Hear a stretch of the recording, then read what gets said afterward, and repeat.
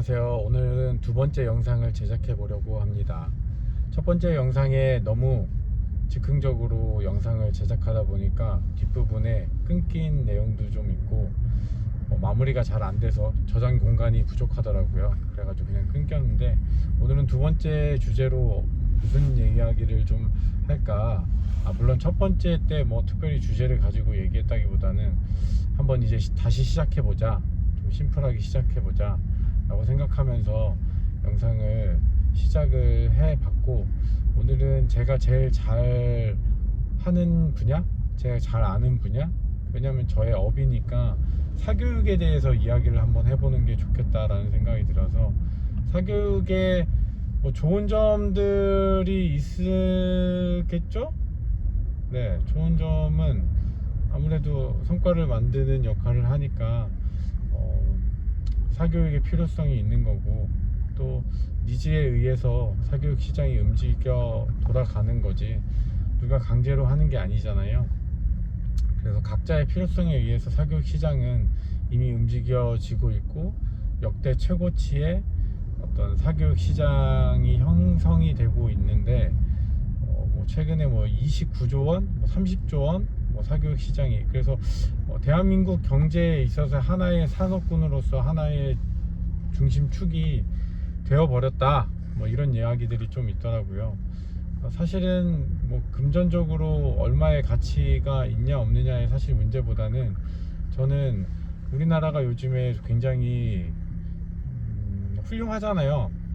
물론 코스피가 많이 올라가 가지고 좋아하시는 분들이 많이 있지만, 저는 주식이나 이런 게 전혀 없기 때문에 별로 관심도 없고, 예전에 한번 크게 된통 당해본 적도 있고, 그래서 좀 진짜 여유가 있고 또 거기에까지 투자의 영역까지 바라볼 수 있는 기회가 있다라고 하면 그때 해보면 좋겠다라고 생각을 하지만, 지금은 5천이 되든 6천이 되든 별로 저하고 상관이 없는 일인 것 같아요. 근데 분명히 그런 것들은 숫자상으로 우리나라가 굉장히 잘 하고 있다.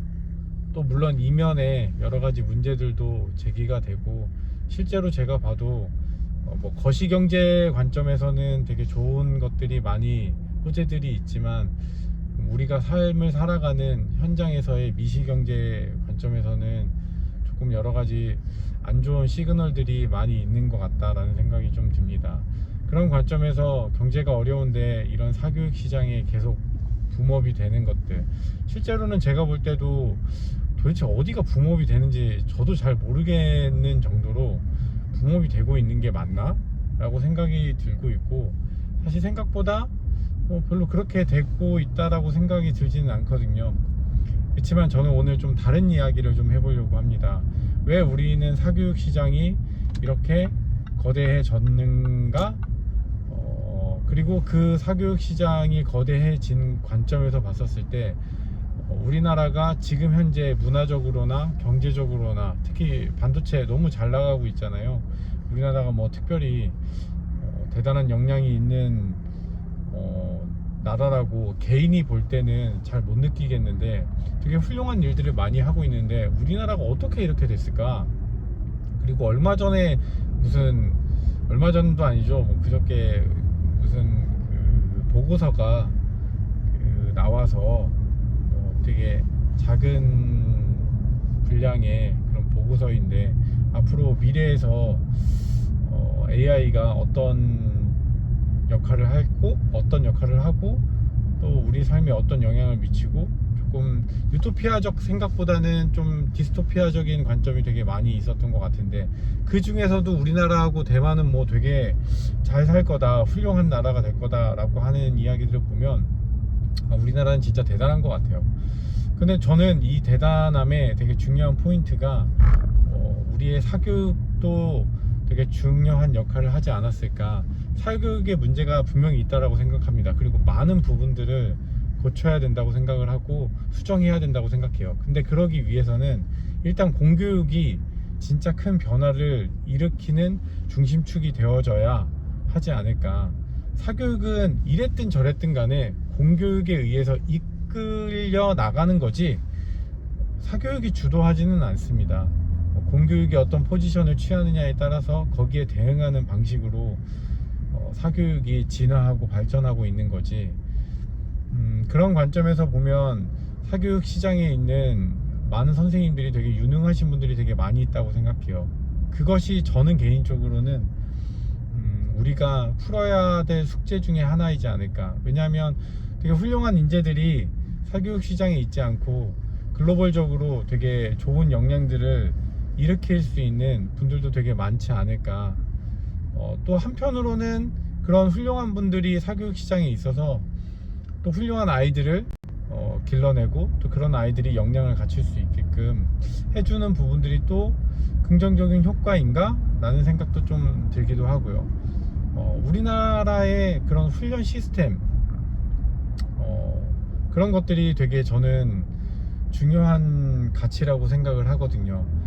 우리나라와 외국과의 비교하는 어떤 교육적 관점에서의 가장 두드러진 차이가 특히 뭐 미국이나 서양권의 나라들은 어떤 학생이 잘하는 것에 되게 집중을 하고 그 부분에 있어서 아이들이 더 성장할 수 있는 부분에 힘을 실어준다라고 하면, 우리나라는 잘하는 부분들은 뭐 그냥 잘해라 이런 관점이고, 잘하니까 그건 열심히 해라. 근데 못하는 부분도 잘해야 된다. 그리고 다각적으로 이것저것 다 잘해야 된다. 뭐가 어떻게 될지 모르니까 약간 이런 생각이 있는 것 같아요. 그리고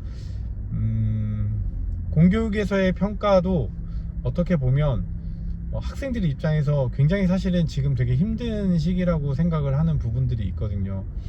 내신도 해야 되고 수능도 해야 되고 학교에서 수행평가도 진짜 겁나게 많고 각종 뭐 대회나 이런 것들도 진짜 많고 하기 때문에 아이들 입장에서는 그런 것들 다 하면서 학원은 학원대로 진짜 엄청 많이 다니고 있잖아요. 힘들죠. 힘들어요 진짜.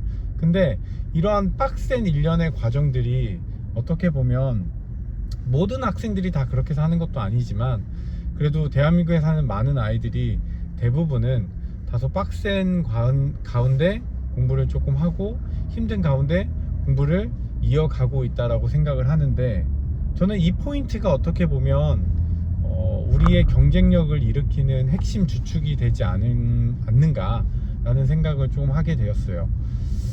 저도 살아보니까 잘하는 거를 진짜 확실히 잘 해야 하는 거는 너무너무 중요한 것 같아요. 근데 잘 못하는 것도 잘 할 수 있는 영역이 되는 것도 되게 중요한 것 같아요. 그런 관점에서 우리나라가 되게 중요한 힘을 되게 큰 힘을 거기에서 얻지 않았을까라는 생각이 조금 들거든요. 사실 노래를 잘하는데 막 춤도 잘 추고 춤도 잘 추는데 겁나 똘똘하고 겁나 똘똘한데 막 인성도 되어 있고 근데 예술 감각도 있고 진짜 이거는 훌륭하잖아요. 근데 제가 봐도 그런 친구들 되게 많이 있고, 그리고 훌륭한 아이들이 타고나서 그런 것도 있지만 길러져서 훈련과 트레이닝을 통해서 되어지는 아이들도 되게 많이 있다라고 생각을 하거든요. 그런 관점에서 우리나라 교육 시스템이 또 트레이닝 시스템이 되게 훌륭한 부분들도 존재하지 않는가. 결국 우리나라는 뭔가 자원이 풍부한 곳이 아니잖아요. 정말 인재들이 사람이 자원이 되는 그러한 나라기 때문에 그런 관점에서 우리가 되게 빡세게 하는 것, 하기 싫은 걸 하게 하는 것, 하게 하는데 오래 하게 하는 것, 이게 진짜 쉬운 일은 아닌데 그렇게 하게 만들고 있는 사회적 분위기, 그리고 개개인의 노력, 부모들의 희생, 이런 것들이 잘 엮어져서 지금의 대한민국이 또 존재하는 게 아닌가라는 생각을 좀 하게 돼서 그런 이야기를 한번 같이 얘기해 봤으면 좋겠다는 생각이 들어서 오늘 불현듯 이야기를 했습니다. 결론은 힘들고 어려운 것, 하기 싫은 것을 하고 오래 할 수 있게 하는 것도 되게 큰 능력이고, 그러한 일들을 해내는 나라는 생각보다 많지 않기 때문에 거기서 얻어지는 효능감, 보통 사람들이 잘 얻지 못하는 그런 효능감, 잘하는 것에서 효능감을 느끼진 않아요. 잘 못하는 것에서 나 원래 못했는데 좀 해보니까 이렇게 해보니까 되네? 아, 이러면 할 수 있겠다. 이거는 가능하겠네 라고 생각하면서 자기 스스로가 더 열심히 하게 되고 잘하게 되는 그 과정으로 가는 것이 효능감이라고 저는 생각하거든요. 그런 효능감을 느끼는 아이들이 다양한 분야에서 좀 자기가 부족한 분야에서도 열심히 정진하고 노력해서 성과를 얻어내는 그런 탁월한 능력을 우리나라 아이들이 가지고 있지 않나. 그것이 앞으로의 경쟁력이지 않을까.